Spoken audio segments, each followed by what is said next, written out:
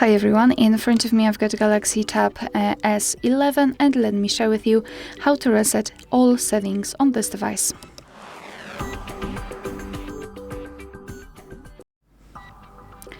So let's begin with opening the settings, and here in this left section we have to scroll down in order to find General Management. Then let's scroll down and go to Reset, and here we have to localize the option which is called Reset All Settings, which is right here. So let's simply tap on it. Here your device will inform you what it will actually reset, so security settings, language settings, accounts, personal data, and settings for downloaded apps. So basically it will reset things like, for example, the screen timeout if you've changed it, or the navigation system, etc.